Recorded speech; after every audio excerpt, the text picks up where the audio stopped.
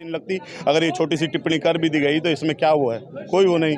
इतने लोग जो हैं भारतीय संविधान को खुले मन से जो है उसको जलाने की बात कर रहे हैं, SC ST OBC माइनॉरिटी वर्ग के हक अधिकारों को ख़त्म करने की बात कर रहे हैं और इस देश को, इस समतामूलक समाज को, इस देश को स्वतंत्र समानता बंधुत्व से न्याय के आधार पर चलने वाले देश को जो है हिंदू राष्ट्र पर तब्दील करने की बात कर रहे हैं, उन पर इनको आपत्ति नहीं लगती।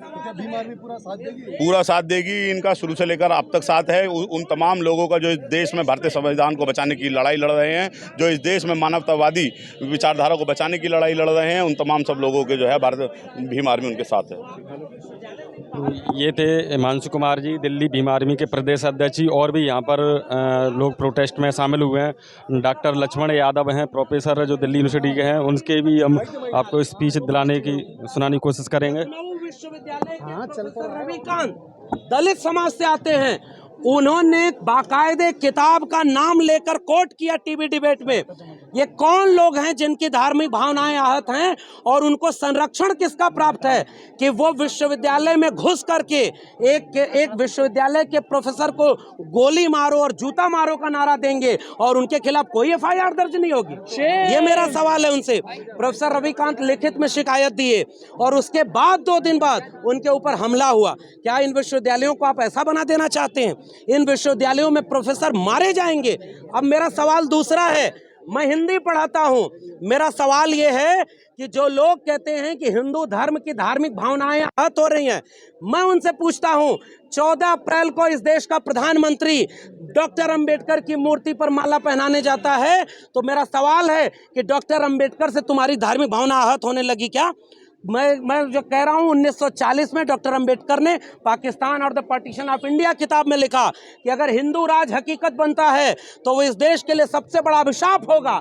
हिंदू कुछ भी कह लें, हिंदू धर्म स्वतंत्रता, समानता व बंधुता विरोधी है और वह लोकतंत्र से मेल नहीं खाता। कल को तुम कहोगे कि डॉक्टर अंबेडकर से हमारी भावना आहत हो गई तो तुम उन्हें बैन कर दोगे। ज्योतिबा फूले की गुलामगिरी, जिसे भारत सरकार और महाराष्ट्र सरकार ने पब्लिश किया है, अब अगर यही हुआ तो हम यहाँ से यह भी घोषणा करते हैं, जो भारत सरकार और राज्य सरकारों ने जितने डॉक्यूमेंट पब्लिश किए हैं, इन्हें विश्वविद्यालयों की 4 दीवारियों पर खड़े होकर के हम उनका पाठ करेंगे और देखते हैं कि किसकी धार्मिक भावना आहत होती है। हमारी धार्मिक भावनाओं की कोई कदर नहीं। इस देश में भगत सिंह घोर नास्तिक व्यक्ति थे। भगत सिंह हिंदुत्व के विरोध में थे।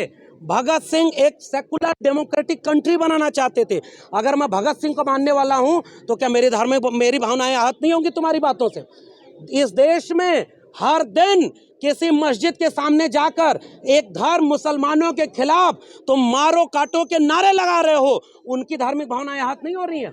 इस देश में बस्तर बकसवाह के जंगलों में, हसदेव के जंगलों में और यहाँ पर 1 साल पूरा हो गया सिलगेर के जंगलों में, इस देश की सरकारों ने 4 आदिवासियों को गोली मार दिया और संसद में खड़े होकर कहते हैं मिस्टेक कर रहे हैं, पुलिस जुल्म कर रही है। आदिवासियों की कोई धार्मिक भावना नहीं है।